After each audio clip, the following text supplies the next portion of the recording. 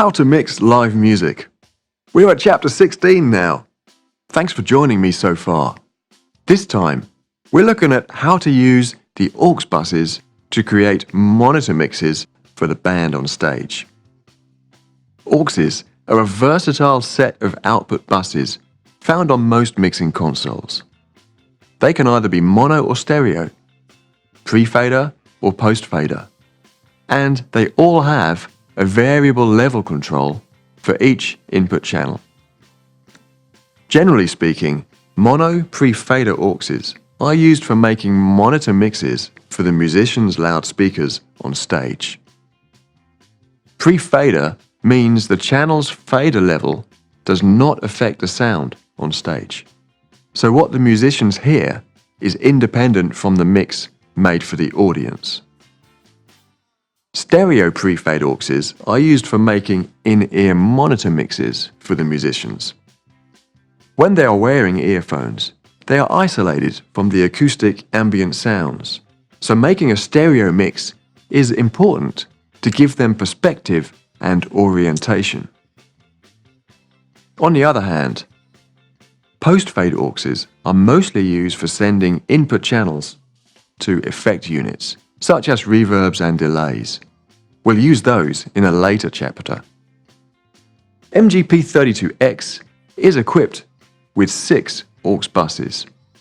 They can all be post-fader, but only auxes 1 to 4 can be pre-fader. So we can create 4 effective monitor mixes for the musicians. TF series is much better equipped, with 8 mono and 6 stereo auxes, all of which can be configured as pre or post fader. So TF series will provide a much better mix on stage for large bands and for performers wearing earphones. Let's look at the MGP mixer first, because its signal flow is easier to follow.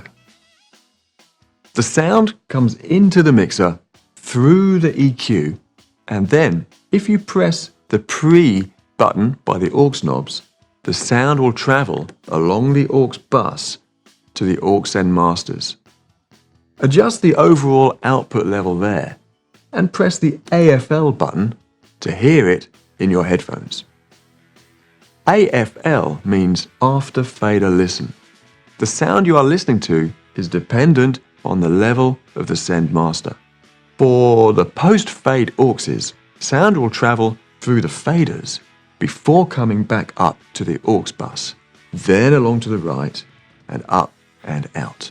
To get started, make sure the main instrument or vocal for each monitor is at a good level. Start with the amps for the monitor speakers turned down low. Then raise the aux master to around 0 dB, which is the 3 o'clock position. Then raise the aux send level from the relevant channel to the 0 dB mark, which is at the 1 o'clock position. For singers, hearing their own voice will be most important. For many keyboard players, they are completely reliant on the aux send because their instruments are not acoustic at all. The singer's microphones and monitor speakers, they're the ones that are most likely to cause feedback at high levels. So begin by adjusting those. With one mic input sending to each aux master, raise the amplifier levels to provide a satisfactory sound for the musicians, and make sure it's not too high to cause feedback. All other levels will need to be adjusted in relation to this. Next, blend the other instruments the musicians want to hear, one aux at a time. Ask the performers what they want to hear in their monitors, and dial in the aux send levels, little by little. Each musician will want to hear a different balance depending on their proximity to each other and to the other acoustic instruments. In my experience, everyone on stage will want to hear the lead singers. But the main singers may only wish to hear one melodic instrument to help them pitch their own voice. Everyone else will probably need a bit of rhythm guitar and keyboard. Acoustic drums will not need much reinforcement into the monitors at small venues. Maybe just a bit of hi-hat and snare to help the bass and keyboards keep in time. On larger stages, the kick drum may also need to be reinforced. And if an electric guitar or bass cabinet is used on stage, that could carry enough sound already for most of the performers.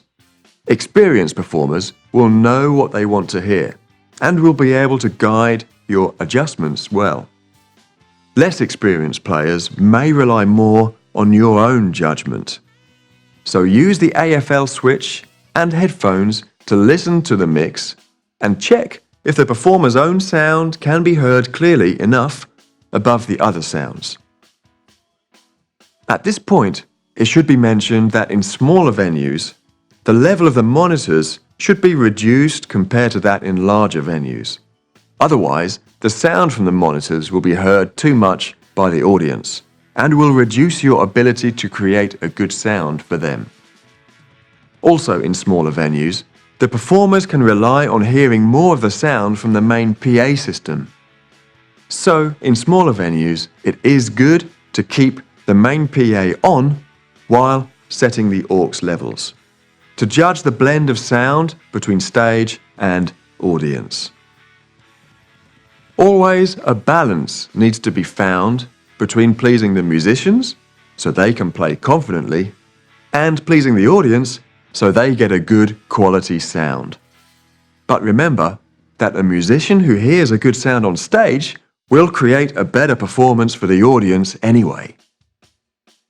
It is important during a rehearsal or sound check to spend some time on stage, listening to the mix at each musician's position, so you can experience what they hear and understand if some adjustment is requested. If the performer asks for something to be made louder, it will be safer to not turn anything up, but instead turn everything else down a little to get the same effect. Feedback howl and squeals can be caused between the monitor speakers and the microphones. Be sensitive to it. If it occurs, turn the aux master level down a little and make sure the rear of the mic is facing the speaker.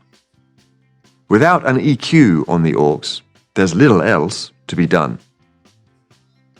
That's where the TF series has an additional advantage.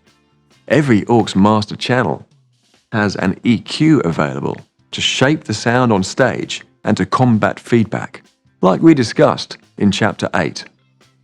It's worth noting that the aux sends are normally always post-EQ, so any EQ adjustment made will affect the sound in the monitors. And it's the same for input gain, so it's best not to adjust these once the musician's sound check is complete. Otherwise, all the performers could be complaining about an imbalance to the sound.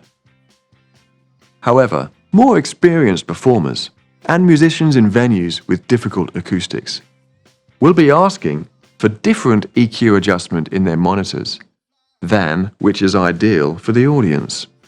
That's why many larger venues have a completely separate mixing console for stage monitors with a dedicated sound engineer.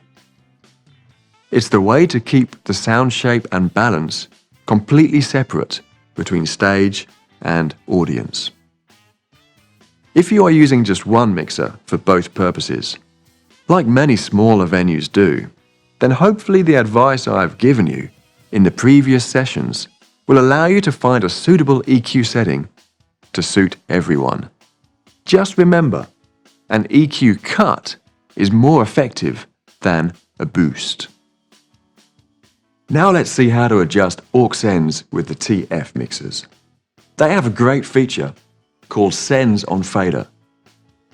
Press the aux key you want to view and all the faders move to show the send levels from the input channels and the aux master level on the red fader on the right. All the sends are pre-fader by default, but can be changed on the screen in the Sends To and Sends From windows. It's a fast and highly visual way to manage your aux mixes. And It allows for finer level adjustments. Later in the series, we're going to refine our mix with compressors and effects. But next time, we'll take a look at how to use the other outputs on the mixer: the mono or sub master and the matrix outputs. Join me again then.